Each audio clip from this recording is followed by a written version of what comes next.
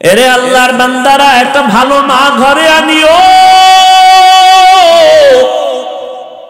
এক ফ্যামিলির মধ্যে ছোট ভাই বিবাহ করে সংসার চালায়, বড় ভাই এখনো বিবাহ করে নাই। ছোট ভাই বিয়া শাদী কইরা একদিন জিজ্ঞাসা করে, এই মিয়া ভাই, তুমি কি বিয়া করবা না? কারণটা কি? তুমি চুপচাপ বসে আছো কেন? এবার বড় ভাই কয়, হ্যাঁ বিয়া করব, তবে আমি মনের মতো মেয়ে পাই না, কারে বিয়া করব? সব ডানা কাটার দল। ছোট ভাই ভাবলেন, সম্ভ্রান্ত পরিবারের একটা ভালো মেয়ে চায় আমার ভাই। খুঁজে খুঁজে একটা সম্ভ্রান্ত পরিবারের একটা দামি কন্যা রেডি করলো। এই যুবকেরা ভালো করে খেয়াল কর, পর্দার আড়ালের মায়েরাও খেয়াল করিয়েন, আমার বাবাজিরাও ভালো করে খেয়াল করিয়েন, ভালো করে বুঝো। বড় ভাইয়ের জন্য ছোট ভাই মেয়ে ঠিক করে ফেললো। বড় ভাই, কি চাও? তার থেকে আরো দামি মেয়ে রেডি করে ফেলেছি। কি পরে? বলে জেনারেল লাইনে বড় দামি শিক্ষিতা নারী। বড় ভাই বুঝে ফেলাইছে, মানে এই ভাইয়া না। আরে এত কষ্ট করে রেডি করলাম, এটা না মানি না, আমি যা চাই তা পাই না। ছোট ভাইকে, তুমি আসলে বিয়েই করবা না? না করবো, তোর কপালে বিয়েই নাই। বড় ভাই একটা আওয়াজ দিছে, ভাই শোন, আল্লাহ যদি কবুল করে একদিন আগে পরে আমার কপালে বিবাহ থাকলে আমারে আল্লাহ মেয়ে দিবেন, তো কেমন মেয়ে চাও? আমি এমন একটা মাইয়া আমার বউ বানাইতে চাই, যেই বউ আমার ডান হাতটা ধইরা আমারে জান্নাতে নিয়ে যাবে। এর জন্য ভালো করে বুঝে আল্লাহ, হেলায় খেলায় তো কম কাটাইলি না রে যুবক। মনে চাইছে পার্কে যাবি, দৌড়ায় গেছো, কেউ বাধা দিছে, মানো নাই। মনে চাইছে দাড়ি কাটবি, কেটে ফেলেছো, কেউ বাধা দিছে, মানে না, মানো নাই। মনে চাইছে মোবাইল চালাবি, চালাইছো, বাধা মানো নাই। মা বাবায় বাধা দিছে, মায়েরে গালি দিছো, বাবারে গালি দিছো। আলেম বিরোধিতা করছে, আলেমের সাথে দুর্ব্যবহার করেছো। শিক্ষক বাধা দিছে, শিক্ষকের সাথে বেয়াদবি করেছো। কত মোবাইল নিয়ে গুনাহ করে করে রাত কাটাইলি, আরো কত রাত গুনাহ করলে তোর আশা মিটবে? তারপরে তুই তওবা করবি, বল এখনো কি তওবা করবি না? মনে মনে কত শখ ছিল, জাহান্নামের বাগানে যাবি, পার্কে যাবি, মেয়েদের নিয়ে আড্ডা দিবি, নাচ গান করবি, কত শখ জীবনে মিটাইলি। এখনো কি তোর বাকি আছে? আরো গুনাহ করবি, তারপরে তওবা করবি। তবে আগে আমাকে বল, তোর হায়াতের আর বাকি কয়দিন? করোনার ভেতরে যুবকের লাশ আর লাশ, ছাত্র জনতার আন্দোলনে তাজা যুবকের লাশ, ঘুমের বিছানায় যুবকের লাশ, পানির নিচে যুবকের লাশ। আমাদের বরিশাল রোডটার মধ্যে এমন একটা দিন না অ্যাক্সিডেন্ট হয় না। আর যুবকদের জন্য নতুন ভাবে মরণের আর এক ফাঁদের নাম হলো মোটর সাইকেল, বাইক। কি ওটার উপরে উঠলেই তো শরীর আগুন হয়ে যায়, কি এর ঠান্ডা ভান্ডা না? আর পেছনে যদি কোনো বিপরীত পাশ থাকে, তা তো আরো আগুন। ধাম করে গিয়া বাসের চাক্কার তলে ঘুরে গেছে। টেলিফোন আসছে বাসায়, মা ধরছে, কে? কয় সন্তানের মা। বাবারে দেয়, বাবায় ধরে রাখা, কে তুমি? বলে তুমি টুবি নাই, গাড়ি নিয়ে অমুক জায়গায় আসো, লাশটা নিয়ে যাও। এ বানায় বলতেছি, তুমি মনে করছো তুমি সুস্থ, অনেকদিন বাঁচবা, তোমার পরিকল্পনা ঘুমের টুপিটা দেখবা না, কালকে এই টাইমে তুমি হতে পারো লাশ। কি অসুস্থ মানুষ, ডাক্তার কয় যা পারো খাওয়ায় দাও, বাঁচবে না। কিন্তু সেই অসুস্থ লোকটা লাঠি নিয়ে নিয়ে এখনো হাঁটে, সুস্থ মানুষটা তার সামনেই মরে গেল। ও আমার কলিজার যুবক বাবা, রাগ করিও না, বেয়াদবি মাফ করিয়া দিও। অথচ তোমার মতো আমি যে এতক্ষণ তোমারে বয়ান শুনাইলাম, একবারও কিন্তু বলি নাই আমি পাস করলি টুপি মাথায় দিছি, তোরা দে, না হয় জাহান্নামে যাবে, একবারও বলি নাই। আমি এতক্ষণ যে বয়ান শুনাইলাম, আমি কওমি মাদ্রাসার সন্তান, একবারও বলি নাই তুমিও কওমি মাদ্রাসায় না গেলে তোমার কপাল ভরে যাবে। আমি তাবলীগের লাইনের সন্তান, পীরের একজন মুরিদ, একবারও বলি নাই তুমি যদি পীরের কাছে না যাও, তাবলীগে না যাও, তুমি জাহান্নামী হয়ে যাইবে। একবারও বলি না, তো তোমার টেনশনও নাই, আমি দ্বিতীয়বার বলবো না, কোনো টেনশন নাই। আমি তোমারে হুজুর বানাইতে আসি নাই, বরং আমি তোমাকে চাই তুমি স্কুলে পড়ো, কলেজে পড়ো, চাকরি করো, ব্যবসা করো, ডাক্তার হও, ইঞ্জিনিয়ার হও, প্রফেসর হও। তবে আমার ছোট একটা দাবি, জীবনে বেয়াদব হইবা না। তোমার আচরণে কোনোদিন মা বাবা যেন কষ্ট না পায়, উলামায়ে কেরাম কষ্ট না পায়, শিক্ষকেরা যেন কষ্ট না পায়। কারণ মা বাবারে কষ্ট দিয়ে যদি সামনে আগাও, কপাল পুড়ে যাবে, চরিত্র ধ্বংস হয়ে যাবে। শিক্ষকের বদদোয়া যদি কপালে লাগে, শিক্ষার জগৎ থেকে হারায় যাওয়া। আলেমের বদদোয়া যদি কপালে নিয়ে নাও, জীবনে চরিত্রের রাস্তার খুঁজে পাইবা না। অতএব ডাক্তার হও, আদবওয়ালা ডাক্তার হইও। তাসলিমার মতো বেয়াদব যদি হও, জুতা খাইয়া পালাতে হবে। মা বাবার দোয়া, শিক্ষকের দোয়া, উলামায়ে কেরামের দোয়া নিয়ে সামনে আগাই ওরে যুবক। এবার একটু বাস্তবে তাকায় দেখো তো, জীবনে কোনোদিন মাদ্রাসায় পড়ে নাই, আলিফ বা তাও জানে না। তোমার মতো যুবক স্কুলে পড়ে, কলেজে পড়ে, চাকরি করে, ব্যবসা করে, 5 বেলার নামাজ পড়ে, সত্য কথার সাক্ষী দেওয়া আছেন। আর ওয়াজের দরকার নাই, এই কথাটাই তোমার জেহেনে ঢুকাও, বিবেকের প্রশ্ন করো। তোমার মতো যুবক যদি জেনারেল লাইনে থাইকে নামাজ পড়ে, বলো তুমি কেন নামাজ পড়তে পারো না? অবশ্যই তোমার কপালে কারো অভিশাপ লাগছে। তোমার মতো যুবক রাস্তায় গাড়ি চালায়, নামাজ ছাড়ে না, বলো তুমি কেন পারবা না? তোমার মতো যুবক নদীর মধ্যে মাছ ধরে, নামাজ পড়ে, কৃষি কাজ করে, নামাজ পড়ে, র্যাব, আর্মি, পুলিশ, বিডিআরের চাকরি করে, নামাজ পড়ে, তুমি কেন পারো না? ওসি, ডিসি, এসপি, উকিল, ব্যারিস্টার নামাজ পড়ে, তুমি কেন পারো না? তোমার মতো যুবক শ্রমিকের কাজ করে, ব্যবসা করে, হালাল ভাবে চলে, ঢাকা কলেজে গিয়ে দেখাস, জাহাঙ্গীরনগরে গিয়ে দেখো, তোমার মতো ছাত্র কলেজে পড়ে, মাথায় পাগড়ি, বড় দাড়ি, বড় জামা, মসজিদের খতিব। ও ভাই, তুমি কোন মসজিদের খতিব? বলে আমি কোনদিন খতিব কেন হব, আমি তো আরবি ভালো করে পারি না। এই অবস্থা কেন তোমার? বলে আমার মা বাবার দোয়া আর উলামায়ে কেরামের নেক নজর। এমন একটা মেয়ে আমি বিবাহ করতে চাই যে আমাকে জান্নাতে নিয়ে যাবে আমার ডান হাত ধরে। ছোট ভাইকা তোর কপালে এমন মাইয়াও নাই, বিয়াও নাই। বড় ভাইকা আল্লাহ যদি কবুল করে, সময় লাগবে না, ঠিকই কিছুদিনের মধ্যে খবর। পার্শ্বে এক এলাকায় আল্লাহর ওলি আসছেন। আগের দিন তো এখনো একটু কইমে গেছে, জৈনপুর থেকে আল্লাহ আইসা এলাকায় এলাকায় ঘুরতো না কি? আরে আগের দিন তো কই গেল বরকত। বড় বড় আল্লাহওয়ালা আমাদের জমিনের মধ্যে চরমনাই, সারসিনা সহ যারা আছে, ফুরফুরা, এই আল্লাহওয়ালারা সপ্তাহে সপ্তাহ গিয়া মুরিদের বাড়ি বাড়ি ঘুরতেন আর দাওয়াত দিতেন। এখন তো কইমে গেছে, এখন তো প্লেন, এখন তো অটো, বয়ানের আইয়া ডাইরেক্ট বমু, কোনো কায়েম নাই, সময় নাই, স্টেজে দিবি মেলে গাড়ি গুলো। আর আগের আল্লাহওয়ালারা সপ্তাহে সপ্তাহ মানুষের এলাকায় থাকতেন, মসজিদে থাকতেন, মানুষজন আসতো দোয়া নিতে, ঠিক নেই? এলাকার পাশে একটা খবর, একজন আল্লাহর ওলি আছেন, ওখানে মসজিদে থাকেন, এলাকার মানুষের জন্য দোয়া করেন। ওই বড় ভাই খবর পাইয়া তিনি দোয়ার জন্য চলে গেল। ফজরের নামাজ ওখানে পড়িয়া আল্লাহর ওলির সাথে একান্তে কথা বললেন, হযরত আমার জন্য একটু দোয়া করবেন, আমি যেন আল্লাহর পথে চলতে পারি। হযরত বলে, এই বিয়া করছনি? কয় না। কেন করো না? বলে মেয়ে পাই না। কেমন মেয়ে চাও? হুজুর দোয়া করবেন, আমি এমন একটা মেয়েকে আমার স্ত্রী বানাতে চাই যে আমার ডান হাত ধরে আমাকে জান্নাতের পথে নিয়ে যাবে।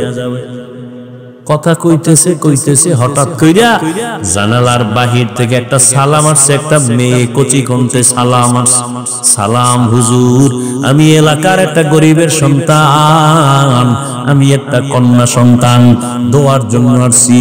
আমার বাবা গরিব, আমার মার ফ্যামিলিও বড় গরিব। ও মা, আল্লাহর ওলি জিজ্ঞাসা করে পর্দার আড়াল থেকে, মা তোমার বয়স কত? এত বিবাহ হয়েছে নি? বলে না হুজুর হয় নাই। কেন হয় না? এক তো আমি বড় গরিব, আমার বাবাও গরিব, তো আর একটা হলো আমি দুনিয়াতে ভালো কোনো সন্তান পাই না। কেমন সন্তান চাও?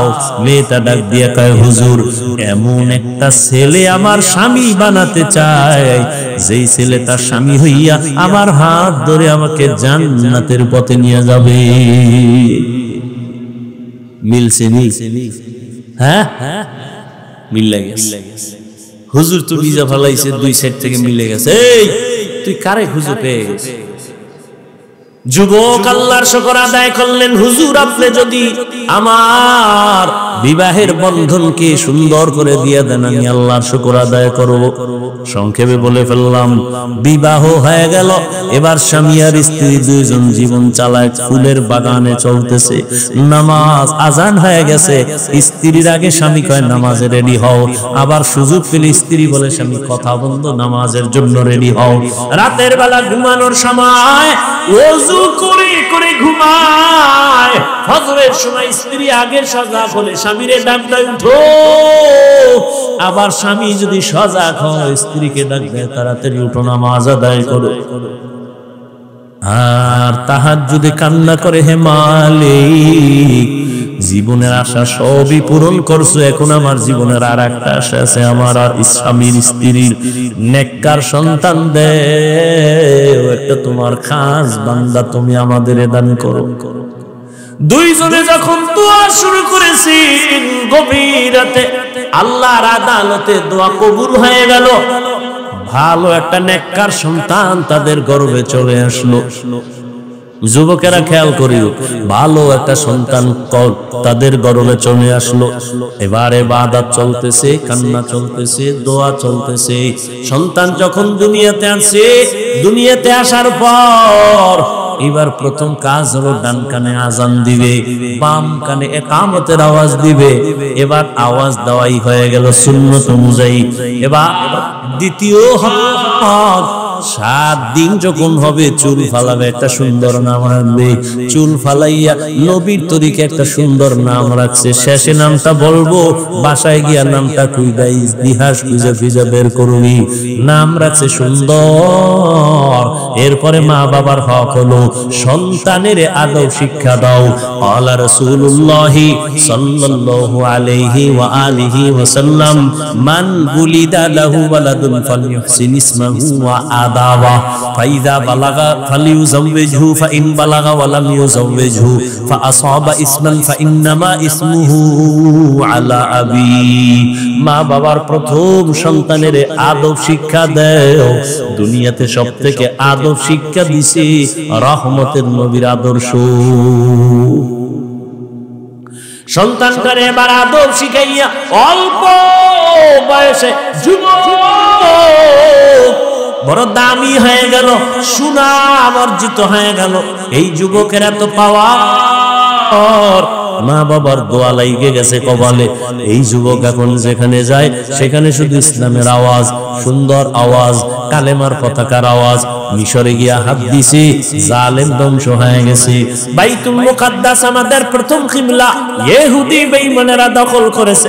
এই যুবক সিরিয়াটারে দখল করেছে, এই যুবক মিশর বিজয় করেছে। এই যুবক বাইতুল মুকাদ্দাসের জালিম থেকে মসজিদকে নিরাপদে নিয়ে আসছে। ও যুবক বাবারা, এই মা বাবার দোয়া পাইয়া যেই সন্তান দুনিয়ায় নাম করে গেছে, ইতিহাসের পাতায় তার নামে এখনো স্বর্ণাক্ষরে লেখা আছে। গুগলে গিয়া সার্চ দিয়া নামটা বাইর কইরা জীবনীটা বইরা দেখবি। ও যুবক, সেই যুবকের নাম সালাউদ্দিন আইয়ুবী রাহমাতুল্লাহি আলাইহি। গুগলে গিয়া সার্চ দিবি সালাউদ্দিন আইয়ুবী কে, বের করবি সালাউদ্দিন আইয়ুবীর ইতিহাস পড়ো, দুনিয়া কম্পন শুরু হয়ে গেছে যার নামে। তুমিও তো সেই যুবকেরই একটা লাইনের সন্তান। তোমার কি হলো? তোমার কিসের অভাব? তুমি কেন পারো না সমাজকে সুন্দরভাবে ফুটায় তুলতে, চরিত্রহীন না করে আদর্শওয়ালা বানাতে? তোমার মধ্যে আল্লাহ এত সুন্দর কিছু দিছেন যে তুমি একাই সম্ভব সমাজকে কুলুষ মুক্ত করা, আদর্শওয়ালা বানানো, গোটা দুনিয়াকে আলোকিত করা। মনটারে তৈরি করে নাও রে যুবক বাবা, ও পর্দা নারানের আম্মা জানেরা, আপনাদের সন্তানদেরকে যতই বয়ান আমি শোনাই, আপনাদের দোয়া যদি না থাকে সন্তান কোনোদিন সফল হতে পারবে না। এই দুনিয়ায় যত ভালো ভালো সন্তান আছে, মায়ের অবদান। এরে আম্মা জান, আপনাদের জীবন কত ধন্য। আপনারা নবীদের মায়ের মতো মা, সাহাবায়ে কেরামদের মায়ের মতো মা। আপনারাই তো খাদিজা রাদিয়াল্লাহু আনহার মতো দামি নারী, আয়েশা রাদিয়াল্লাহু আনহার মতো দামি নারী, ফাতেমা রাদিয়াল্লাহু আনহার মতো দামি নারী। আরে আম্মা জান, মনে কি চায় না একটা আদর্শ সন্তানের মা হয়ে কবরে যাবেন? সন্তানদারে ডাক্তার বানাবেন, ইঞ্জিনিয়ার, প্রফেসর বানাবেন, বেয়াদব বানাবেন না। আদবওয়ালা সন্তান যদি রেখে যান, ডাক্তার হবে, ডাক্তারি করিয়াও কোরআন পড়ে পড়ে মা বাবার জন্য দোয়া করবে। ও পর্দার আড়ালের মা, আপনার মতো কত মা এখন ওই অঞ্চলে পাওয়া যাবে। পর্দা করে, নামাজ পড়ে, বেপর্দায় চলে না, নামাজ ছাড়ে না, মোবাইলে সময় নষ্ট করে না, স্বামীর মাল হেফাজত করে, খেয়ানত করে না। এরে আম্মা জান, আপনি কেন পারবেন না? এখনো সময় আছে, তওবা করেন। জীবনে আর নামাজ ছাড়বেন না, বেপর্দায় চলবেন না। মা বাবা হইয়া সন্তানকে আদর্শ ডাক্তার বানানোর মেহনত করবেন, আদর্শ ইঞ্জিনিয়ার, প্রফেসর বানায় যাবেন। এখনো সময় আছে, তওবা করে মনে মনে আল্লাহর কাছে বলতে থাকেন। জীবনে স্বামীর মাল খেয়ানত করবেন না, মোবাইলে সময় নষ্ট করবেন না। ও আমার যুবক বাবারা, এখনো সময় আছে, তওবা করে নাও। মনেরে বুঝাইও রে মন, আমার মতো যুবক যদি স্কুল কলেজে পড়িয়া নামাজ পড়ে, আমি কেন পারবো না? আমার কপাল কেন এত খারাপ? এখন থেকে তওবা করো, মনে মনে আল্লাহকে বলো, হে আল্লাহ, জীবনে নামাজ ছাড়বো না, বেপরদায় চলবো না, দাড়ি কাটবো না, মা বাবারে কষ্ট দিব না। উলামায়ে কেরামের দোয়া নিয়া, শিক্ষকের দোয়া নিয়া নবীর তরিকা মেনে চলবো। ও আমার বৃদ্ধ বাবাজিরা, আপনার মতো কত বুড়া মানুষ এখনো হাতে লাঠি নিয়ে মসজিদে গিয়া নামাজ আদায় করে, আপনারা কেন পারবেন না? এখন থেকে তওবা করে তৈরি হয়ে যান। আল্লাহ আজরাইল আসার আগে আমি তওবা করে তৈরি হয়ে যাব। কোন দিন মরণ হবে জানা নাই। আর নামাজ ছাড়বো না, বেপরদায় চলবো না, মা বাবার দোয়া নিয়ে চলবো, শিক্ষকের দোয়া নিয়ে চলবো। আর কোনদিন নামাজ ছাড়বো না, বেপরদায় চলবো না, আল্লাহর নবীর তরিকার বাহিরে চলবো না।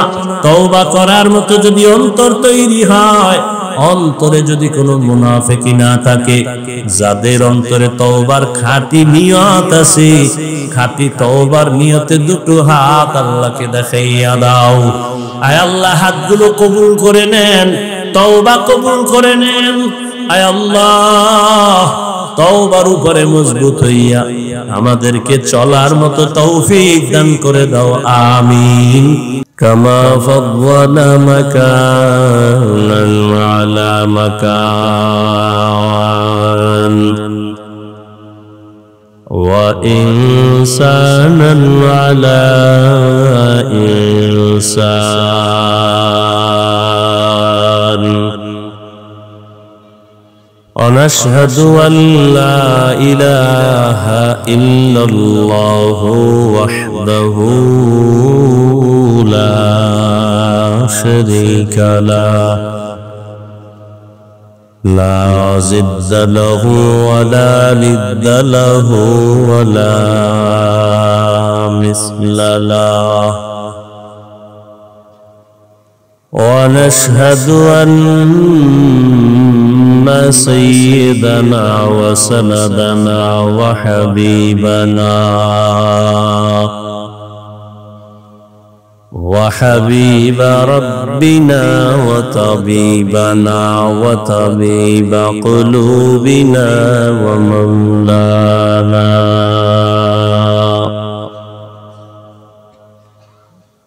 ومولانا محمدا عبده ورسوله أرسله بالحق بشيرا ونذيرا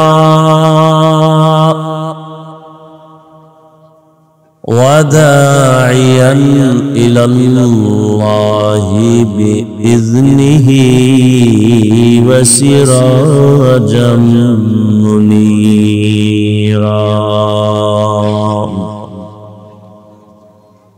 اللهم صل على محمد النبي الأمي وعلى آله وسلم تسليما وبعد فأعوذ بالله من الشيطان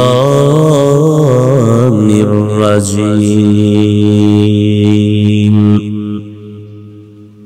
بسم الله الرحمن الرحيم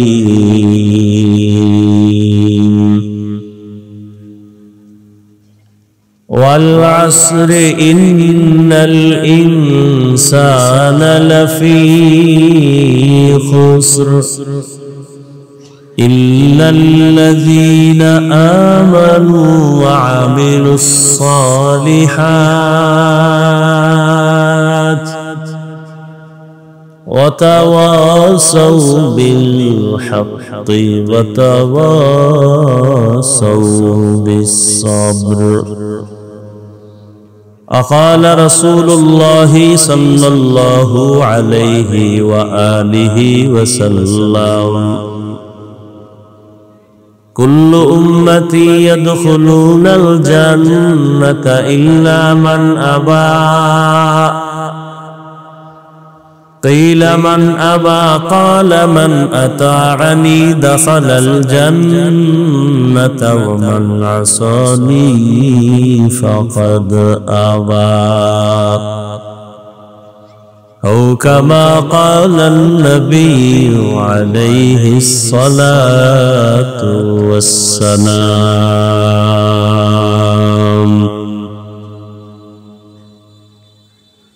صدق الله مولانا العظيم وصدق رسوله النبي الأمي الكريم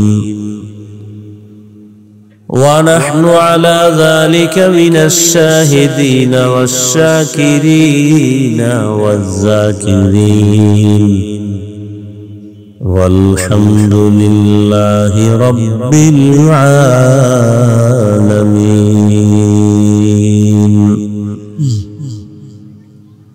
سبحانك لا علم لنا إلا ما علمتنا إنك أنت العليم الحكيم. رب اشرح لي صدري ويسر لي أمري واحلل عقدة من لساني يفقه قولي. दुरुफ़शानी ने तेरे क़त्रों को दरिया कर दिया।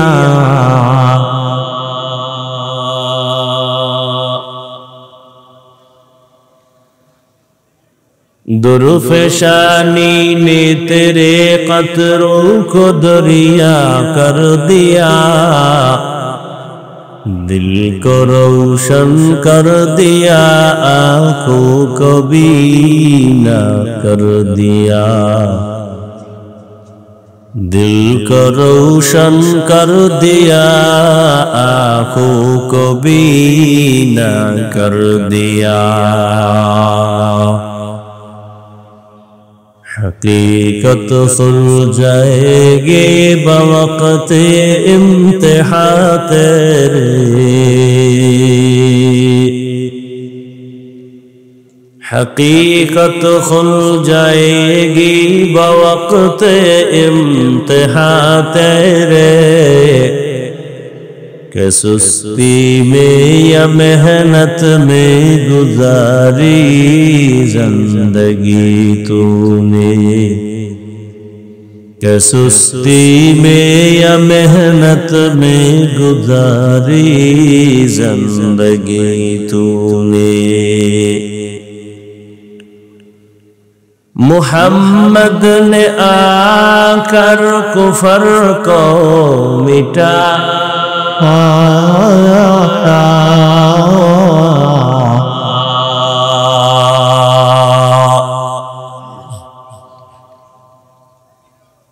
मुहम्मद ने आकर कुफर को मिटाया,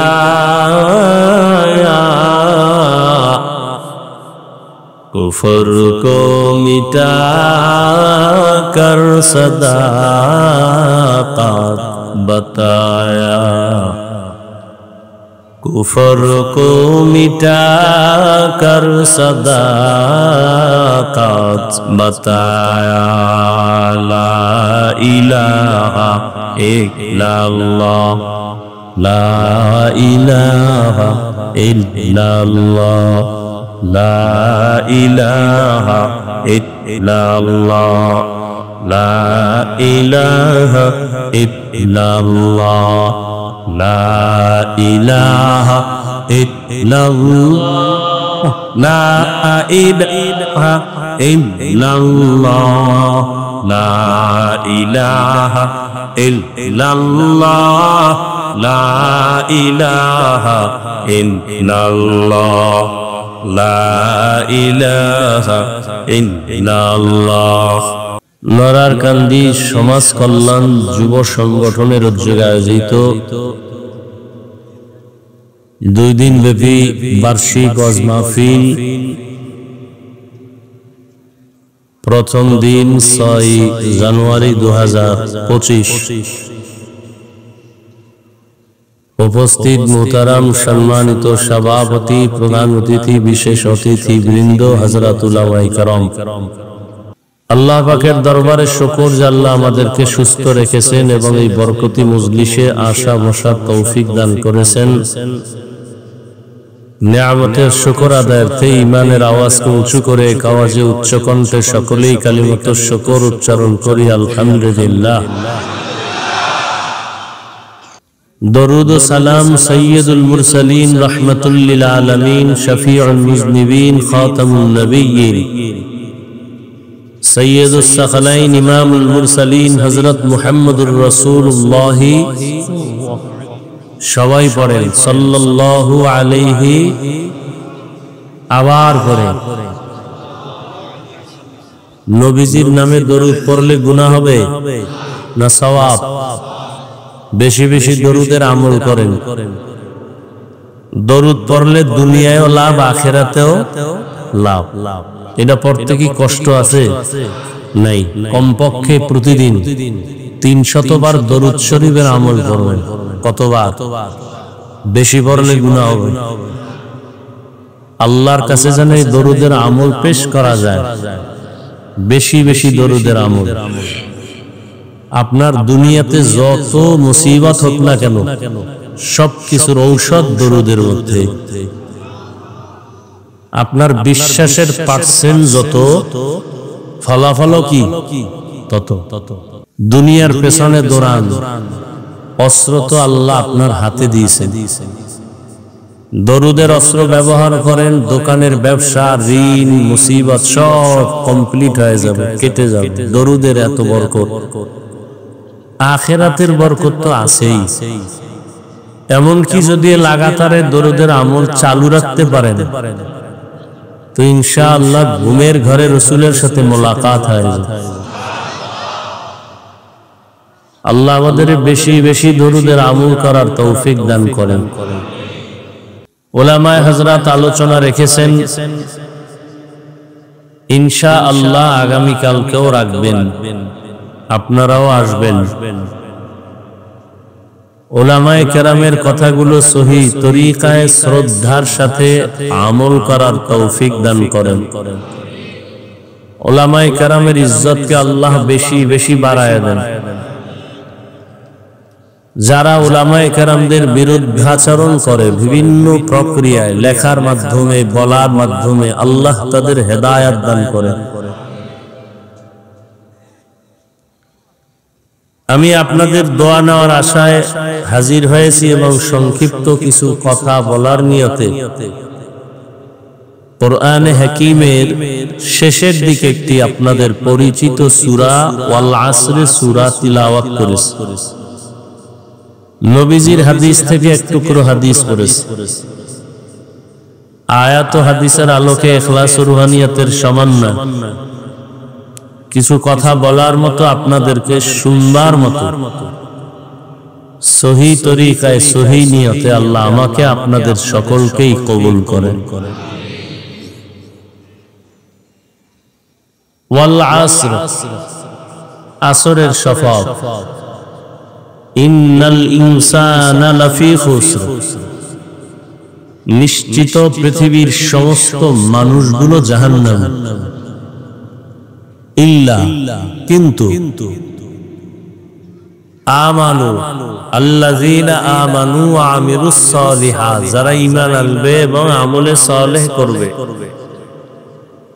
ওয়া তাওয়াসাউ বিল হক ওয়া তাওয়াসাউ বিস সাবর, ঈমান ও আমলের দাওয়াত অন্যকেও দিবে, যারা বিরুদ্ধাচরণ করে তাদেরকে বাধা প্রদানে ধৈর্য ধারণ করবে। এই গুণে গুণান্বিত যারা, এরা জাহান্নামে যাবে না। নবীজি বলেন, কুল্লু উম্মতি ইয়াদখুলুনাল জান্নাতা ইল্লা মান আবা। সাবধান হে উম্মত, দুনিয়ার সমস্ত উম্মত নবী বলেন জান্নাতে যাবে, কিন্তু যারা আমি মুহাম্মদকে মানে না, অস্বীকার করে, তারা যাবে না। কিলা মান আবা, সাহাবায়ে কেরাম বললেন, হে আল্লাহর রাসূল, আপনাকে মানে না, তারা কারা? নবীজি বললেন, মান আতাআনি দাখালাল জান্নাহ ওয়া মান আসানি ফাকাদ আবা।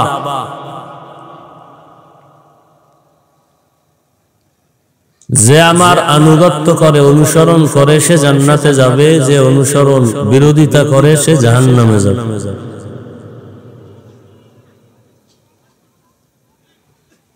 আয়াত ও হাদিসের তরজমা শেষ।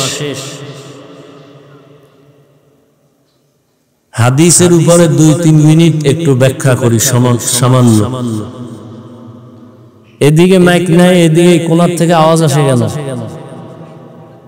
এদিকে কেন? ওই আওয়াজ আসবে কেন? এই বক্সের আওয়াজ থাকলে আওয়াজ আসবে কেন? কমে এই বক্স ঠিক করো, কানে আওয়াজ স্পষ্ট না হইলে তো সমস্যা। একটু খেয়াল করবেন, হাদিসে কি বলা হলো? সব উম্মত জান্নাতে যাবে, যারা নবী মানে না তারা যাবে না। আপনাদের থেকে আমি প্রশ্ন করে জবাব নিব, একটু খেয়াল করেন। সাহাবায়ে কেরাম জিজ্ঞাসা করলেন, ইয়া রাসূলুল্লাহ, আপনাকে মানে না, তারা কারা? নবীজি জবাব কি দিলেন? যারা মানে না তারা কারার জবাব না দিয়া আগে একটু মোহাব্বতের আওয়াজ দিয়ে বললেন, মান আতাআনি দাখালাল জান্নাহ, যে ব্যক্তি আমার অনুসরণ করবে, অনুকরণ করবে, সে জান্নাতে যাবে। এই কথাটার বিপরীত কথা কি দাঁড়াতে পারে বলতে পারবেন? খেয়াল করেন নাই?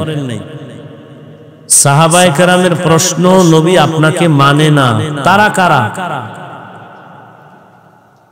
নবীজি ওই জবাব পরে দিলেন, আগে বললেন যে আমার অনুসরণ করবে সে জান্নাতে যাবে। তাহলে বিপরীত কথা কি দাঁড়াতে পারে বলেন? যে নবীজির অনুসরণ করবে না সে জাহান্নামে যাবে, তাই তো? কিন্তু নবী এ কথা এখানে বলেন। আবারও খেয়াল করেন, সব উম্মত জান্নাতে যাবে, যারা নবীকে মানে না তারা জাহান্নামে যাবে। সাহাবায়ে কেরাম বললেন, ইয়া রাসূলুল্লাহ, আপনাকে মানে না তারা কারা?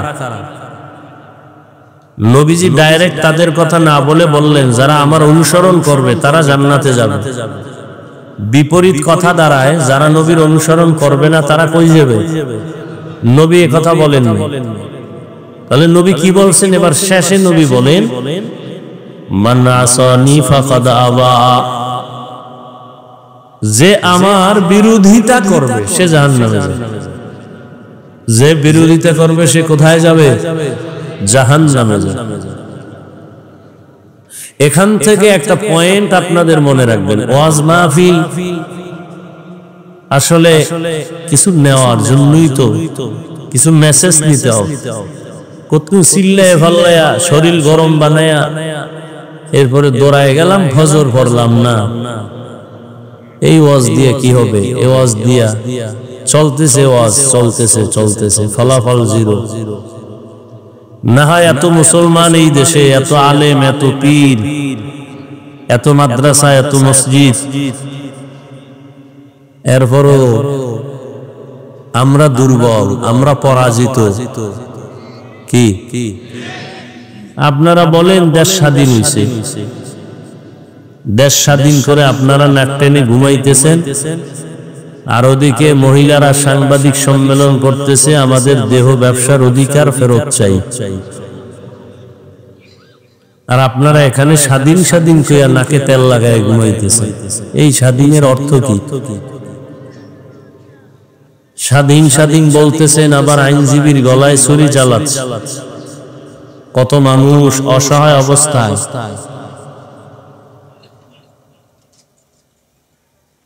বড় কঠিন এক পরিস্থিতি আমাদের জীবনের উপর অতিবাহিত হতে চলছে।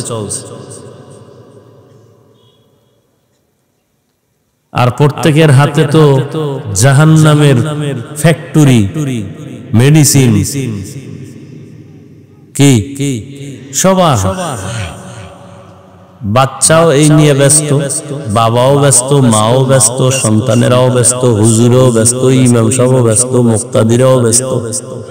Mobile mobile mobile. আল্লাহ সবাইকে হেদায়েত দান করেন। ছুরি একটা হাতে নিয়ে নিজের গলা কাটা,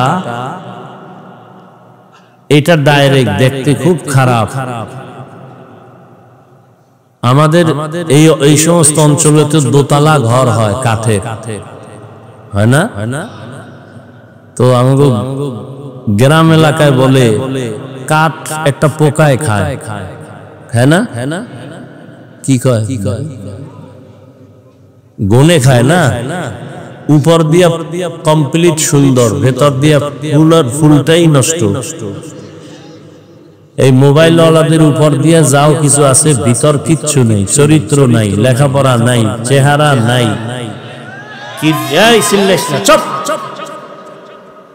এটা কি কোনো আদব? একটা দূরের মানুষকে কথা শুনে না জোরে বলা যায়, মা বাবা পাশে বসা, সামনে বসা, হেইনে কোনো সন্তান চিল্লানো আদব। কোন আলেম সামনে বসা, এখানে চিল্লা চিল্লির কি আছে?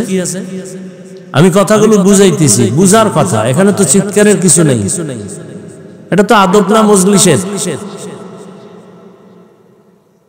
আল্লাহ সব ভাইকে হেদায়েত দান করুন। যারা মোবাইল চালায় তাদের কাছে অনুরোধ, বিশেষ করে আমার যুবক বাবারা, বাসায় গিয়া গুগলে সার্চ দিবা টাচ মোবাইলে শরীরের অঙ্গের কি কি ক্ষতি হয়।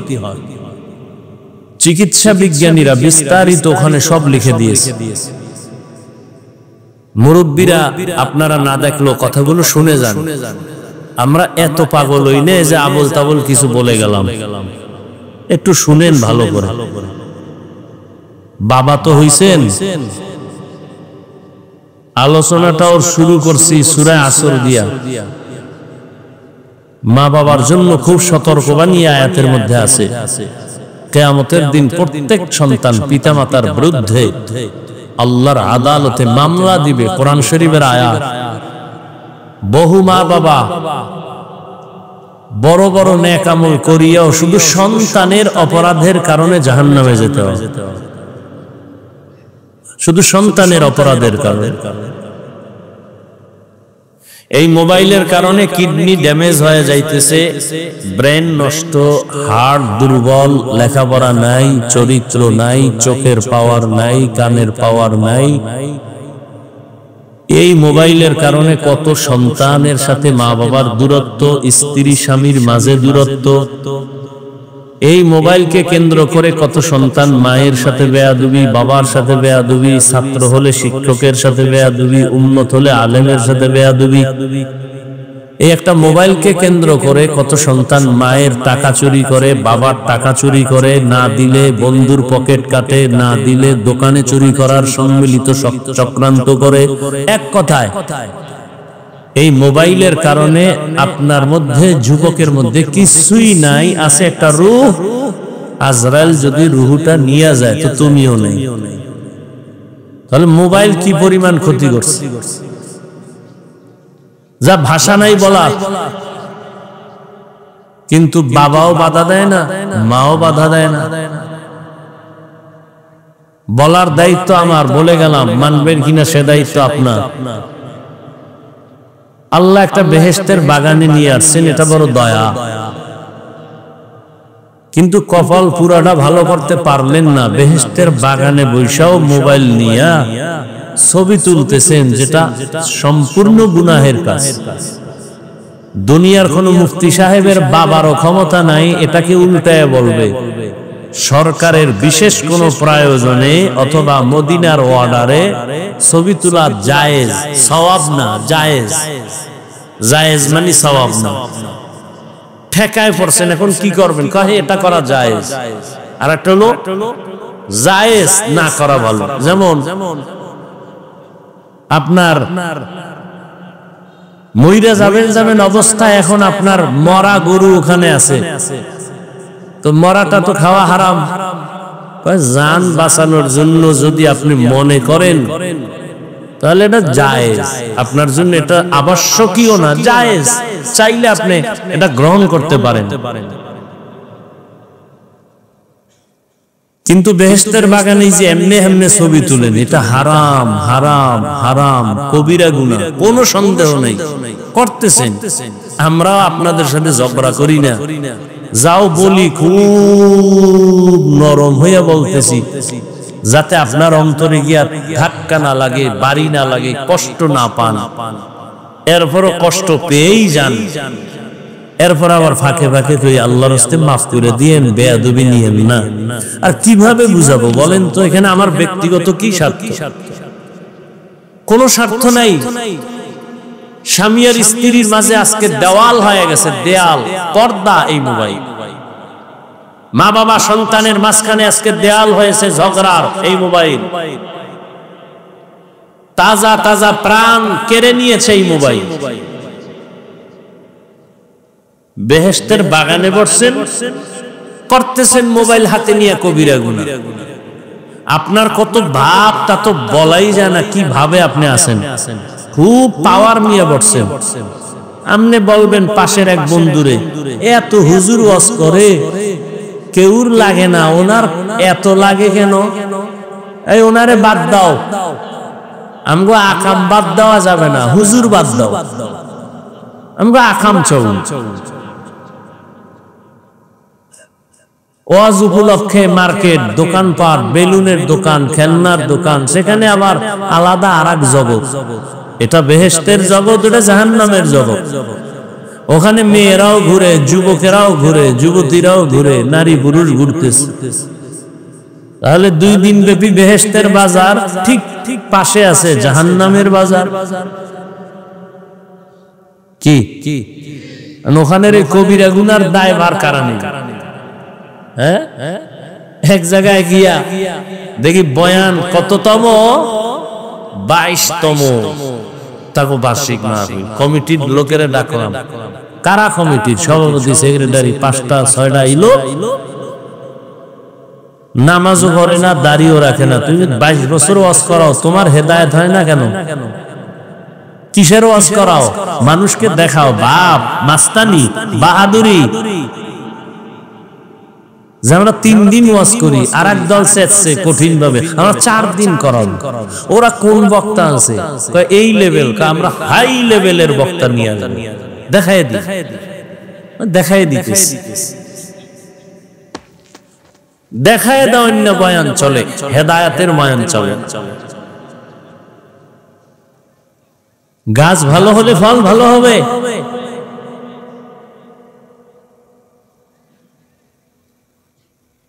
আয়োজক বৃন্দ যদি ইখলাসওয়ালা হন, ওখানে হেদায়েতের বাতাস আসতে থাকবে, হেদায়েতের বাতাস আসতে থাকবে। ওয়াজ উপলক্ষে দোকান কেন? বেলুনের দোকান কেন? খেলনার দোকান কেন? সেখানে মেয়েরা ঢুকে কেন? বেপরদায় কবিরা গুনাহ, তাজা তাজা কবিরা গুনাহ হয় কেন? কি প্রয়োজন? এখান থেকে রাজত্ব দূরে না, মাদারীপুর দূরে না, প্রয়োজনে সেখানে যাও। হ্যাঁ, দুই একটা চায়ের দোকান, বিস্কিটের দোকান থাকতে পারে। খেলনার দোকান কেন? বেলুনের দোকান কেন? সেখানে আবার মেয়ে ছেলে যাবে কেন অবাধে? এই বেহেশতের বাগানে কি হলো?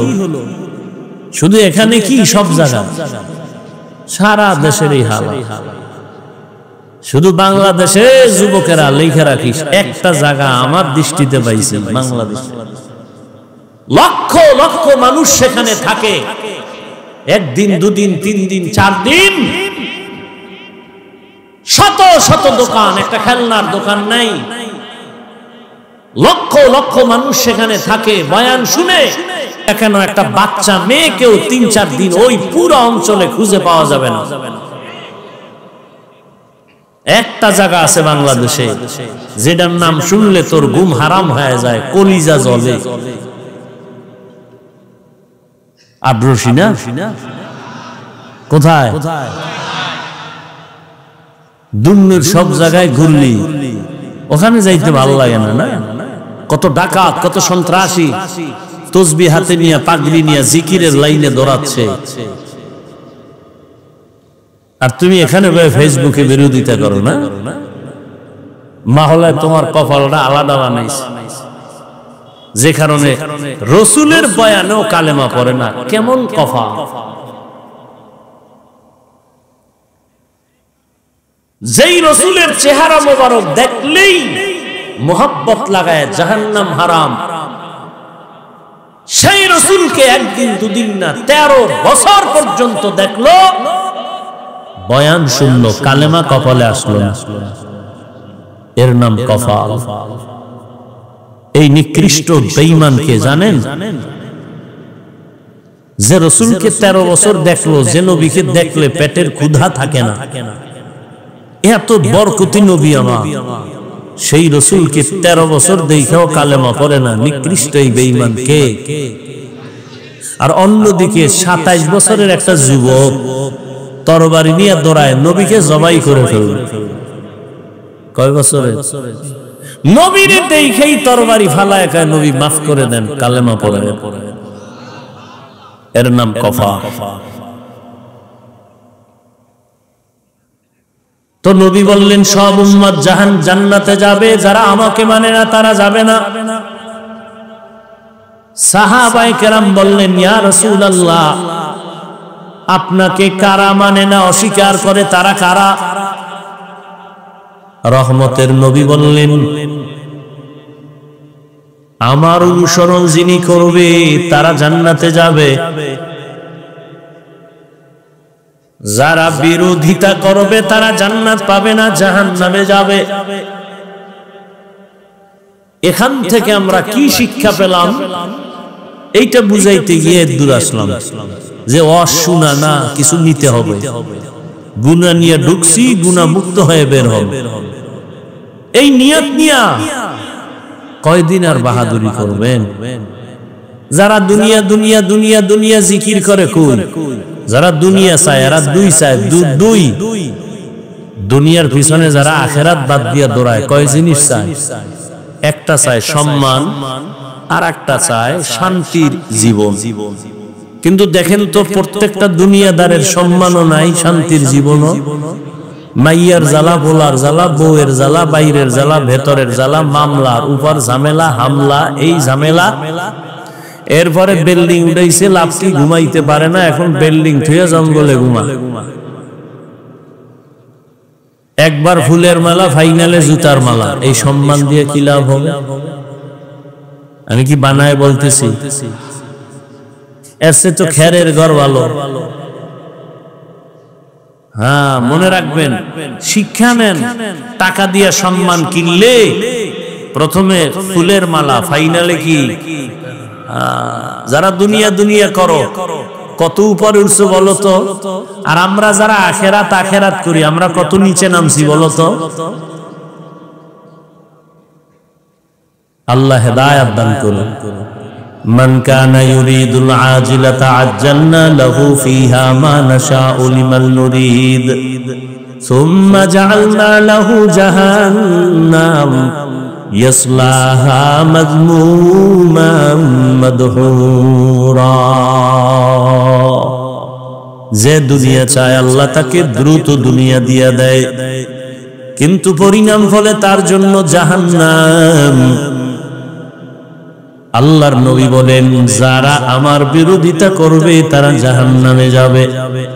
এখান থেকে আমরা দুইটা সবক নিয়ে নেই। এ দুনিয়ায় যারা নবীর আদর্শ মানে না, তারা দুই দলে ভাগ হয়ে আছে। এক দল, বাংলায় অর্থ বলবো তারা বিদ্রোহী, আর এক দল হলো আগ্রহী। এক দল দরদি, আর এক দল বিরোধী। যারা নবী মানে না এরা কয় দল? এক দল আগ্রহী, আর এক দল ধরে নেন। আমি বুঝাবার জন্য বলছি। এখানে আমি ডান দিক থেকে একটা যুবকের জিজ্ঞাসা করলাম, এই যুবক, নবীর আদর্শের দাড়ি রাখো না কেন, নামাজ পড়ো না কেন? যুবক কি বলে? হাফিজ ভাই, নামাজ দরকার, দাড়ি দরকার, পারি না, চেষ্টা করতেছি, দোয়া করবেন। কি বুঝলেন? বিদ্রোহী না আগ্রহী?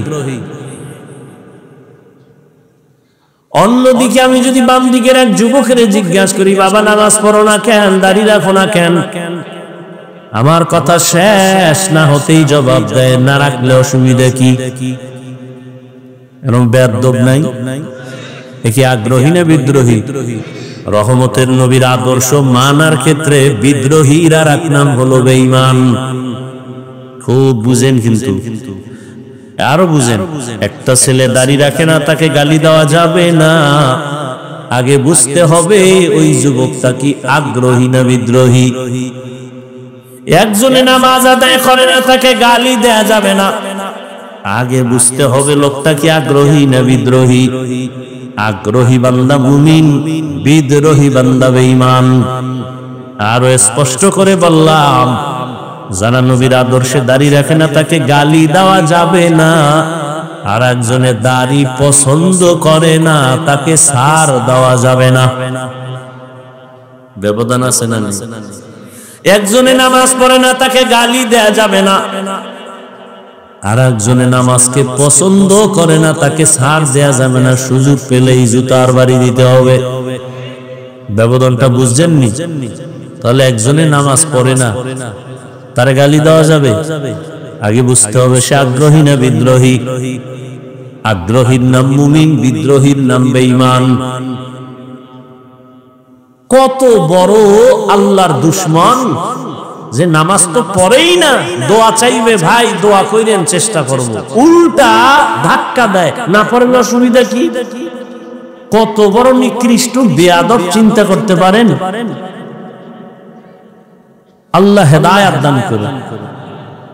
এবার আসেন, হাদিস নিয়ে কিছু কথা বললাম, এবার সূরাটা নিয়ে আলোচনা করি। ওয়াল আসরি ইন্নাল ইনসানা লাফি খুসর। সাউন্ডটা আর সুন্দর হয় না? এর মিক্সার মেশিন নাই তো এরকম কেন? রিভার্ব দিতে পারেন না? ইকো যেন না হয়। মানুষের বডির জন্য রুহু আসল, রুহু নাই, এ বডির কোনো কি নাই। আমাদের বয়ানের এই লাইটও দরকার নাই, প্যান্ডেলও দরকার নাই। আমাদের মূল বয়ানের রূহ বাহ্যিক দৃষ্টিতে হলো সাউন্ড, আর বাকি গাইবি যেটা সেটা আল্লাহর রহমত। বুঝেন না কথা? এজন্য বারবার বলে, আপনাদের তো হয়তো একদিন দুই দিন, আমাদের তো প্রতি রাত চিল্লাইতে হয়। টাইম মতো ঘুম না থাকলে, খানা না থাকলে, এবার এতগুলো মানুষকে আবার বয়ান করে শোনানো, আর জার্নি তো কি কষ্ট। এরপরেও চলতেছে চলতেছে, আল্লাহ যতক্ষণ চালাবেন চলবে। এই জন্য একটু বেশি এটার দিকে খেয়াল রাখা উচিত, রাখি বলি। আপনারা হয়তো অনেকে অনেক কিছু ভাবেন, বেয়াদবি মাফ করে দিন। ওয়াল আসরি ইন্নাল ইনসানা লাফি খুসর। সূরাটা সকলের পরিচিত একটি সূরা। পর্দার আড়ালের মা বোনেরা এই সূরাটা কোরআন শরীফ পড়তে না জানলেও শুনতে শুনতে মুখস্থ হয়ে গেছে। সূরাটা ছোট কিন্তু পাওয়ার অনেক বড়।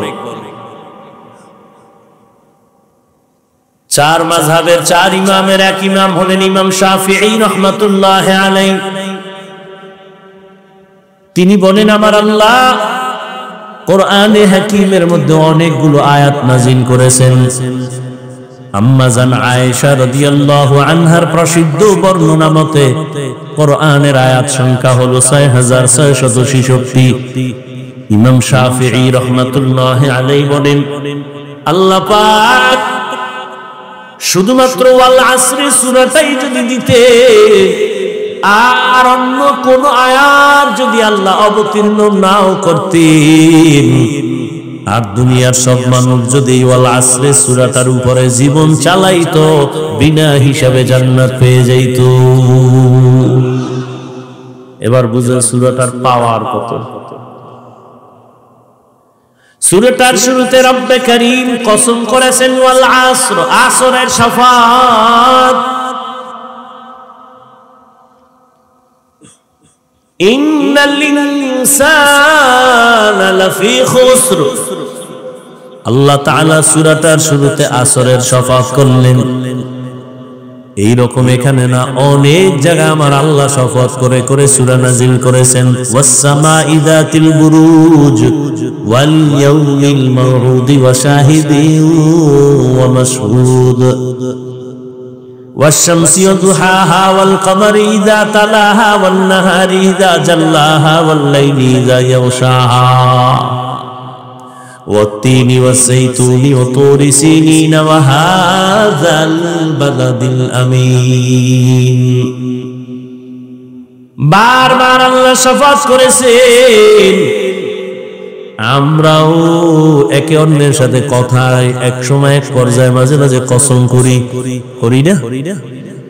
একজনের আমি একটা কথা বললাম, সে বলে কথাটা এমন, আমি বললাম এমনই, কয় মানি না। আমি বললাম কসম মেনে নে, কসম খেয়ে বলছি হ্যাঁ এখন মানি। তাহলে আমরা যে কসম খাই, আমাদের কসমের কারণ হলো সন্দেহ দূর করা। ও রাজৈরের মুসলমান ও যুবক, জবান খুলে একটু জবাব দেও, আল্লাহর কোরআন সত্য নাকি মিথ্যা? দুনিয়ার সব মানুষ যদি আল্লাহর কোরআন মানে তাহলে সত্য, না না মানলেও সত্য। এই কালামে জিন্দা কোরআনে হাকিম হিকমতে উলায়া জালাসত কাদিম। এই জায়গাটা খালি কেন? সামনে এত জায়গা খালি কা? এই যদি ওদিক থেকে বরকত আয় তাহলে মাঝখানে আটকে যাইবে, আমরা পাবো না। আর এদিক দিয়ে যদি বরকত শুরু হয় তাহলে ওদিকে পাইব না, মাঝখানে জায়গা খালি। এই বুদ্ধি দিছে কে তোমাকে? এনে ওগুলা দিয়ে মানুষ বসাইও, এই বরকত নষ্ট হয়। বুঝাইতে পারি না, যার মনে যা চায়। ওই যে বললাম না, বেশি কিছু বললে বলবে বক্তা বাদ দাও, আমগো যা করি এটা বাদ দেওয়া যাবে না। এ কথা কেউ বলবে? বলেন তো। এই মাঝখানে এটা ফাঁকা কেন? এই কোন বক্তা বলবে? বক্তা অস্করতে আইছে, অস্করে চলে যাবে, এত টেনশনের টাইম কই? আর আমার তো মাথায় বাড়ি লেগে গেছে যে বরকত তো কমে যাব। আমার তো মাথার মধ্যে এটা ঢুকছে যে এত ফাঁকা তো রাখা যাবে না, এত ফাঁকা রেখে নামাজ হবে? কেন হবে না? কারণ নাই। বলেন না কেন কারণ নাই? তাহলে ওখানে কারণ থাকলে এখানে থাকবে না কেন? নামাজের কাতারে এত ফাঁকা হয়, তো এটাও তো একটা বরকতি মজলিস, এত ফাঁকা হবে কেন? বরং রাসূলের সুন্নাত কি 3 জায়গায় ফাঁকা রাখবা না। কয় জায়গায়? 3 জায়গায়। নামাজের কাতারে আর দ্বীনি মজলিসে শয়তান মাঝখানে জায়গা নিন। এই মাঝখানে তো শয়তান বয়ে রয়েছে, হয়তো ওদিকের বরকত হইলে আমরা পাবো না, এদিক দিয়ে শুরু হইলে আপনারা পাইবেন না। কথা বুঝেননি? বেয়াদবি মাপ চাই ভাই, মুরব্বীরা আপনাদের দোয়া নিয়েই তো চলে, আমার তো আর এলেম কালাম কিচ্ছু নেই। তারপরও চাই যে আল্লাহর মহব্বত থেকে যেন আমরা কেউ বঞ্চিত না হই।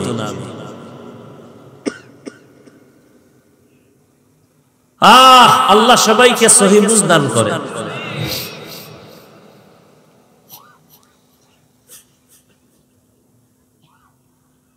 তো আল্লাহ পাক শফাত করলেন কেন? কোরআন তো সত্য, কেউ মানুক আর না মানুক, মানলেও সত্য না মানলেও সত্য, আল্লাহর কথা তো সবই সত্য। কসম কাটলেন কেন? আমরা কসম কাটি সন্দেহের জন্য, দূর করে দেই। আল্লাহর কোরআনে কি সন্দেহ আছে? তাহলে আল্লাহ কসম খাইলেন কেন? বারবার কসম খাইলেন। তিনের কসম, জাইতুনের কসম, তুরে সিনার কসম, নিরাপদ শহর মক্কা নগরীর কসম কেন খাইলেন? এর বিস্তারিত কথার সংক্ষিপ্ত জবাব হলো, আল্লাহর সব কথাই সত্য, গুরুত্বপূর্ণ, তবে কসমের কথাটা আরো গুরুত্বপূর্ণ বুঝাবার জন্য। 2 নাম্বার কথা হলো, আল্লাহ যেই জিনিসের উপর কসম করবেন ওই জিনিসটা অনেক দামি, এটা বুঝাবার জন্য। যেমন আল আসর, আসরের শপথ করলেন, আসর বড় দামি একটা সম্পদ। আসমানের কসম করেছেন, আসমান বড় একটা অমূল্য সম্পদ। জমিনের কসম খেয়েছেন, জমিন বড় দামি একটা সম্পদ। সূর্যের কসম খেয়েছেন, সূর্য বড় দামি একটা সম্পদ। দুনিয়ার বড় বড় বড় বড় বেঈমান ওই সূর্য দেখা চিন্তা করে করে কালেমার পতাকায় বুকছে। এত বিশাল সূর্য কে বানাইলেন? এটা কেমনে চলে? সকালে ঘুরতেছে ঘুরতেছে ঘুরতেছে, আবার সারা দুনিয়ার মানুষের আলো দিয়া আবার জাগায় সকালে সেই সূর্য হাজির। আল্লাহ তাআলার এগুলো এক একটা নিদর্শন। আসমান একটা নিদর্শন। এই প্যান্ডেল টানাইতে কত পরিমাণ খুঁটি, আরো পারলে ডেকোরেটর ওয়ালারা আরো খুঁটি দিতে চায়। এই প্যান্ডেলে এতগুলো খুঁটি যদি দেওয়া লাগে, আল্লাহর আসমান 7টা আল্লাহ টানায় রাখছেন, কোনো খুঁটির কোনো প্রয়োজন হলো না। নিচের থেকে খুঁটি নাই, উপর থেকে রশির কোনো টানাও নাই। এগুলো জ্ঞানী যারা ভাবতে থাকবে আর বলবে, রব্বানা মা খালাকতা হাযা বাতিলা সুবহানাকা ফাকিনা আযাবান নার। আল্লাহ তুমি অনর্থক কিছু বানাও নাই। আসরের শপথ করে আল্লাহ বুঝাইলেন, আসর বড় দামি, এটাকে তুমি যদি দাম দাও তো তোমারও দাম বেড়ে যাবে। এর পরের কথাগুলো আরো গুরুত্বপূর্ণ। আল্লাহ বলেন, ইন্নাল ইনসানা লাফি খুসর। কসম খাইয়া কথাটার গুরুত্ব বাড়াইলেন, আবার ইন্না নিশ্চয় তাকিদ দিলেন। সব দুনিয়ার মানুষ অবশ্যই জাহান্নামী। দেখেন তো, একদিকে কসম খাইলেন, আবার তাকিদ দিলেন 2টা। ইন্না এক তাকিদ, লাফি লাম তাকিদ। বারবার তাকিদ দিয়া বললেন, দুনিয়ার সব মানুষগুলো জাহান্নামী, একজন মানুষও বাদ নাই। আল ইনসানের আলিফ লাম ইস্তিগরাকি, সব মানুষ।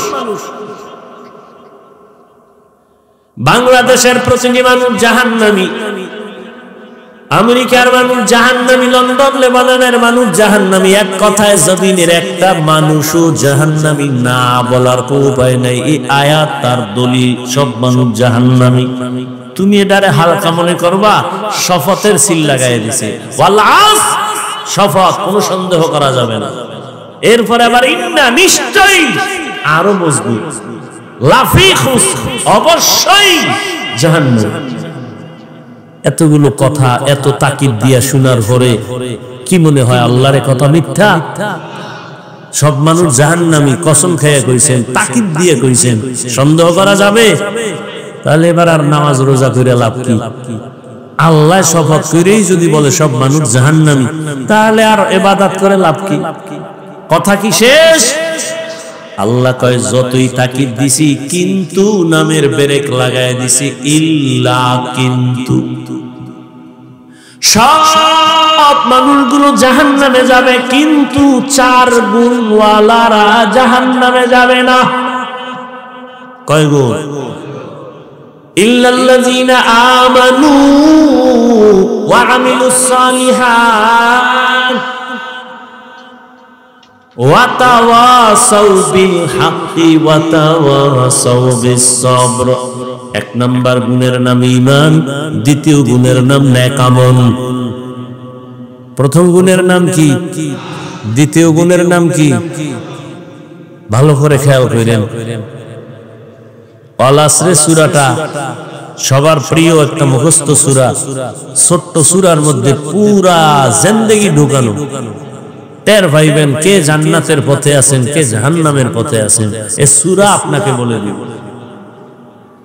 সব মানুষ জাহান্নামে যাবে, 4 গুণওয়ালারা জান্নাতে যাবে।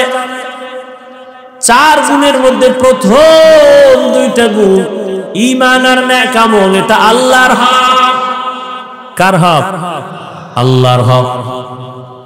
আর যে 2টা গুণ আছে, ওই 2 গুণ হলো বান্দার হক। সেটা কি?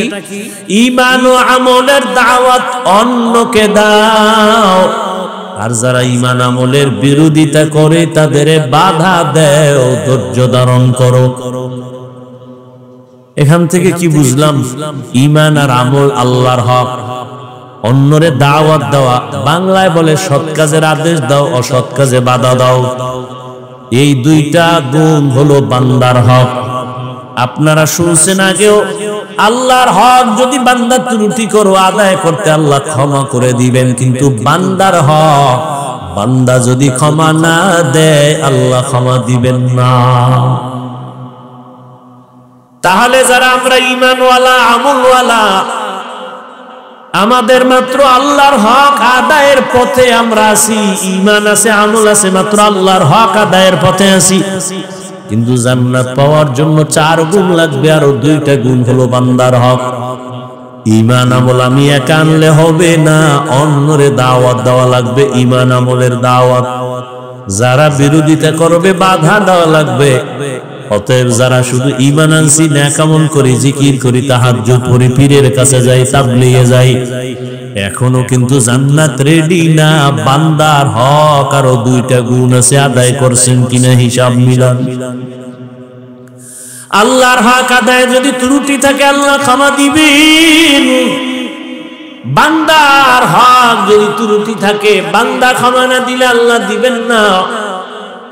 যেমন আমি শুরুতে একটু আওয়াজ দিছিলাম, এবার বলি, অন্যরে দাওয়াত দেওয়া, অন্যকে, অন্যের জবাব আল্লাহ কোরআনে বলেন, ইয়া আইয়ুহাল্লাযীনা আমানু কু আনফুসাকুম ওয়া আহলিকুম নারা ওয়াকুদুহান নাস ওয়াল হিজারা আলাইহা মালাইকাতুন গিলাদুন শিদাদুন লা ইয়াসুনাল্লাহা মা আমারাহুম ওয়া ইয়াফআলুনা মা ইউমারুন।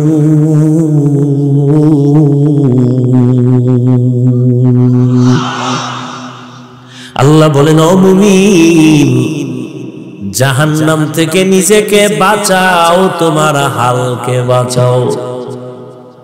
প্রত্যেক মা বাবার জন্য হাল তার সন্তান, স্বামীর জন্য আহাল তার স্ত্রী, শিক্ষকের জন্য আহাল তার ছাত্র, ইমাম ও খতিবের জন্য আহাল মসজিদের মুসল্লি, ওয়ার্ডের মানুষ, মেম্বারের আহাল, চেয়ারম্যানের আহাল, ইউনিয়নের মানুষ, সরকারের আহাল, গোটা দেশবাসী, ওলামায়ে কেরামের আহাল, গোটা দুনিয়ার মুসলমান উম্মত। মা বাবা জাহান্নাম থেকে নিজেকে বাঁচাবেন, তারপরের দায়িত্ব আপনার সন্তানের বাঁচাবেন। স্বামী আপনি জাহান্নামের আগুন থেকে নিজেকে বাঁচাবেন, তারপরের দায়িত্ব স্ত্রীকে বাঁচাবেন। শিক্ষক জাহান্নামের আগুন থেকে নিজেকে বাঁচাবেন, তারপরের দায়িত্ব আপনার আহাল ছাত্রকে জাহান্নামের আগুন থেকে বাঁচাবেন। ইমাম খতিব সাহেব জাহান্নামের আগুন থেকে আগে নিজেকে বাঁচাবেন, দ্বিতীয় দায়িত্ব আপনার আহাল মুসল্লিদেরকে জাহান্নামের আগুন থেকে বাঁচাবেন। এবার অন্য মানে আহাল, মা বাবার আহাল সন্তান। ও মা বাবা, আপনি নামাজ পড়েননি, রোজা রাখেননি, পর্দা করেননি, এটা আল্লাহর হক। এরপরে আপনার সন্তান এরা যারা, এদের নামাজের দাওয়াত দিছেননি। নিজে পর্দা করেন, সন্তান পর্দা করে কিনা খবর নিছেননি। কিয়ামতের দিন আল্লাহ সন্তানদের ডাকবেন আর জিজ্ঞাসা করবেন, এই সন্তান, নামাজ পড়ছনি? বলে পড়ি নাই। রোজা রাখছনি? বলে রাখি নাই। কেন? এবার সন্তান বলবে, আমার কোনো দোষ নাই, আমি দুধের দোয়া। তো সমস্যা কি? আমার আব্বা আম্মা সব ঝামেলা। তাই বলে দলিল কোরআনের আয়াত, সূরা আহজাব 67 নম্বর আয়াত। সন্তান বলবে, রব্বানা ইন্না আতা'না সাদাতানা ওয়া কুবরানা ওয়া কুবরানা ফাআদাল্লুনাস সাবিলা। ও আল্লাহ, আমি বেনামাজি হই নাই, আমার মা বাবা আমারে বেনামাজি বানাইছে। রমজানে আমার আম্মা মাঝে মাঝে বলতো, সাহারি খাইয়া রোজা রাখ। আব্বাজান কইছে, খবরদার, চেহারা নষ্ট হয়ে যাবে। এরম বাপ নাই? রোজা রাখলে কি নষ্ট হবে? ওই আব্বাজানের জিজ্ঞাসা করতে মনে চায়, এই বাপ নামের কলঙ্ক, রোজা রাখলে চেহারা নষ্ট হবে। এবার তাকায় দেখো, মোবাইল চালাইয়া সারা রাত রুমের মধ্যে গুনা কইরা কইরা চেহারা ভাঙছে। এটা ঠিক কর? সারাটা রাত তোমার সন্তান দরওয়াজা জানালা বন্ধ করে মোবাইলের দিকে তাকাইয়া তাকাইয়া কবিরা গুনাহ, কবিরা গুনাহ, কবিরা গুনাহ দেখে দেখে চেহারার মধ্যে নূর নাই, চেহারাটা নষ্ট। তোমার এই সন্তানের চেহারাটা ভালো বানাইবা কেমনে? বিয়ার আগেই চেহারাটা নষ্ট হয়ে গেল, যৌবন শেষ, জীবন শেষ। বাবায় বাধা দিল, সন্তান মানবে না, কারণ যেই সময় বাধা দেওয়ার নিয়ম ছিল সেই সময় মা বাবায় আদর দিছে, আরো করো,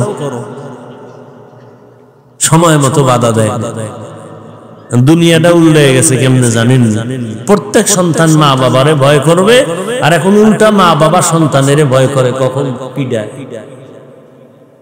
প্রত্যেক ছাত্র শিক্ষকের ভয় করবে, কিন্তু এখন শিক্ষক ছাত্রকে ভয় করে, কখন বেদবি করে ফেলবে। লিকুলি শাইইন জিনাতুন ফিল ওয়ারা ওয়াজিনাতুল মারই তামামুল আদাবি আজ খোদা কা হিমে তৌফিকে আদব বেআদব মাহরুম গাশ আজ ফজলে রাও। ও পর্দার আড়ালের আম্মা জানেরা, ও আমার বৃদ্ধ বাবাজি, কিয়ামতের দিন সন্তান মা বাবার বিরুদ্ধে আল্লাহর আদালতে আরজি পেশ করবে, হে আল্লাহ, আমার মা বাবা নামাজের তালিম আমারে দেয় নাই, রোজার কথা বলে নাই, ওয়াজ মাহফিলে মাঝে মাঝে বাবায় যাইতু, আমারে দাওয়াত দেয় নাই, আমার আব্বাজান জুমার নামাজে যাইতো, কখনো জুমার নামাজে আমারে ডাকে নাই। এবার আল্লাহ কইব ঠিক আছে সব মাইনে নিলাম, তুই বাবার কারণে বড় নাই। আচ্ছা তোরে আমি একটা বিবেক দিছিলাম ভালো মন্দ যাচাই করা, কাহা দিছিলি? দেখো না কত সন্তান মা বাবা চায় না নামাজ পড়ুক, এরপরও মা বাবার কথা ডেং দিয়ে গিয়ে নামাজ পড়ে নাই। তা তুই বললি না কেন, ভালোটা গ্রহণ করলি না কেন? সন্তান বলবে আল্লাহ এটা আমার বিবেকের সাথে অন্যায় করে ফেলেছি। কথা হলো আমার তো এটা ইনসাফের আদালত, আজকে বিবেকের বিচার দাঁড়া। ইন্নাস সামআ ওয়াল বাসারা ওয়াল ফুআদ কুল্লু উলাইকা কানা আনহু মাসউলা। চোখের বিচার হবে, কানের বিচার হবে, দেমাগের বিচার হবে, বিবেকের বিচার হবে। আল্লাহ যখন এই কথাই বলবেন, সন্তান বলবে আমার একটা দাবি আছে। কি আছে? আল্লাহ যেই মা বাবার কারণে দাড়ি রাখতে পারি নাই, মা বাবার বয়ানের অভাবে নামাজি হতে পারি নাই, ও আল্লাহ আমার দাবি হইল আমারে যদি তুমি ফিদা একটা আবারে দুইটা দেওয়া লাগবে, আমারে যদি শাস্তি যা দেও আমার মা বাবারে ডবল শাস্তি দেওয়া লাগবে। কোরআনের আয়াত, রব্বানা আতিহিম যিফাইনি মিনাল আযাব ওয়ালআনহুম লা'নান কাবীরা। সূরা আহজাব 67 নম্বর আয়াত। মোবাইলে কোরআন শরীফ বাংলাটা ডাউনলোড কইরা সূরা আহজাবের 67 নম্বর আয়াতে সার্চ দিয়া ব্যাখ্যা দেখবেন। কোরআন কিনার মতো তো আপনার কাছে টাকা নাই, জুতা কিনার টাকা আছে, অন্য অন্য সব কিনার টাকা আছে, মাওলার কোরআন কিনে যে ঘরে রাখবেন দেখবেন ওই কপাল নাই। ওই বললাম কপাল যদি পুড়ে যায় তা আমি কেন রসুলের বয়ানও কপালে কানে আসে না, বলছি না? ভুলে গেছে। আর কপাল যদি খুলে তো রসুলকে জবাই করতে আসিয়াও কালেমাওয়ালা হয়ে যায়। 27 বছরের যুবক, কি নাম? নবীরে জবাই করতে এসে কালেমা পড়ছে। সেই ওমরের নাম শুনলে এখনো মানুষের অন্তরে কম্পন শুরু হয়ে যায়। কে সে ওমর? রহমতের নবী বলেন লাউ কানা বাদি নবিয়্যুন লাকানা ওমর। আমার পরে যদি আল্লাহ নতুন কাউকে নবী বানাইতেন, আমার পরে নবী হতো আমার সাহাবী ওমর। অর্ধ দুনিয়া পরিচালনা করেন রাজনীতিবিদ, একজন শিক্ষক হযরত ওমর। দিনের বেলা বিচার করেন, রাতের বেলা জনগণের কি হালাত বিরাগীরা খবর নেই। সেই ওমর যে রাস্তায় চলে শয়তান ওই রাস্তায় চলে না, পালায় যায়। কেমন পাওয়ার আল্লাহ দান করেছেন। ওমর আসতেছে রাস্তা দিয়ে, একটা যুবক মদের বোতল নিয়ে আগাইতেছে। ওমরের দেখা কাঁপ শুরু হয়ে গেছে। ওমর তো কথার আগে তরবারি রেডি, ও আল্লাহ মাফ করে দাও, আর জীবনে মদ পান করব না, ওমরের হাত থেকে আমারে বাঁচাও। ওমর আসতেছে, দৌড়াইতেও পারে না, লজ্জা দাঁড়ায় গেছে। ওমর আইসা, এই যুবক বোতলের মধ্যে কি? ও কাঁপা শুরু হয়ে গেছে। বোতলের মধ্যে তো মদ, দিতে চায় না। ওমরের কাছে যখন বোতলটা দিয়া দিছি, ওমর হাতে বোতল নিয়ে দেখে এক ফোঁটা মদও নাই, পুরা বোতলে দুধে সাদা হয়ে আছে।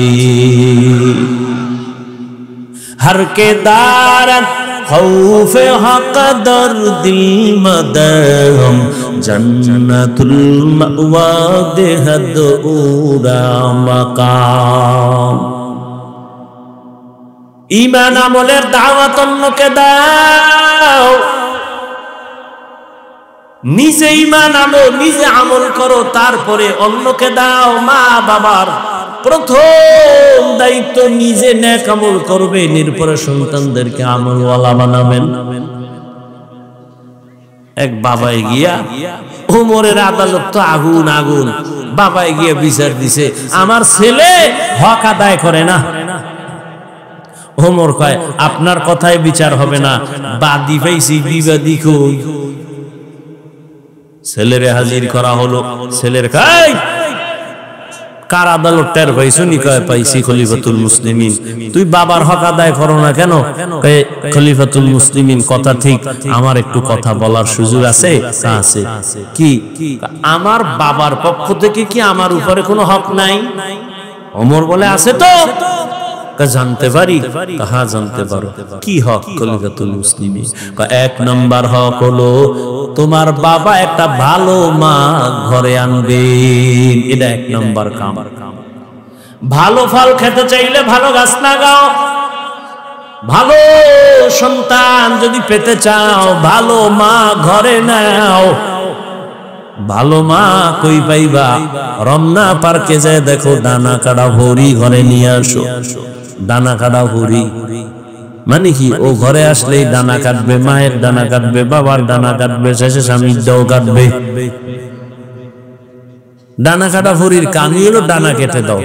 কিছুদিন পরে বলবে তোর মা খারাপ, বাপ খারাপ, ডাকা ল। ঢাকা যায় আলাদা ফ্ল্যাট লইয়া কিছুদিন আউলা জাউলা জিন্দেগি চালায় বলবে তোর দানাও খারাপ, হিজরত করলাম, থাক তুই একা। ভালো একটা মা ঘরে আনো। এরে পর্দার আড়ালের আম্মা জান, 5 মিনিট একটা কেচ্ছা শুনাইতে চাই, শুনবেন নি? শুনবেন? ঘুম আসতেছে আপনাদের না? যদি কেউ কয় ঘুমান, পৃথিবীর শ্রেষ্ঠ মিথ্যাবাদী সে। বাঙালি রাতে ঘুমায় না, সারাটা রাত মোবাইলের হক আদায় করে। বউয়ের হক আদায় করে না, সন্তানের হক আদায় করে না। কিসের হক আদায় করে? মোবাইলের হক। এক সূরায় কয় যদি আল্লাহ উসিলায় মাফ করে। সারাটা রাত মোবাইল আর মোবাইলে গুনা গুনা গুনা, ঘরটার মধ্যে শুধু গুনা চলে। বাইসে গেছো মুহাম্মদের উম্মত হইয়া, না হয় রাতের ঘুমের মধ্যেই উইঠা দেখতি চেহারাটা শুকর হয়ে গেছে, কুত্তার মতো হয়ে গেছে, শুধু মুহাম্মদের উম্মত হওয়ার কারণে বেঁচে গেলাম। অন্য নবীর উম্মতেরা গুনাহ করলে ঘুমের মধ্যে চেহারা পাল্টায় যাইত। তার থেকে গুনাহ তো তোমরা কম করো না, কিন্তু চেহারা কেন পাল্টায় না? রহমতের নবীর আমরা উম্মত, আর আমার আল্লাহ আমার নবীর এত মোহাব্বত করতেন। মুসা নবী আল্লাহর বন্ধু, ঈসা নবী আল্লাহর বন্ধু, আমার নবী আল্লাহর বন্ধু, সব নবী আল্লাহর বন্ধু। তবে সব নবীরা আমার আল্লাহর আশিক, আর আমার আল্লাহ হলেন মুহাম্মদের আশিক। ইমামুল আউয়ালিন আল আখিরিন, বহরে সদকা রাহমাতাল লিল আলামিন, সাইয়্যিদুল কাউনাইন খাতমুল মুরসালিন, আখিরামত বুদে ফখরুল আউয়ালিন।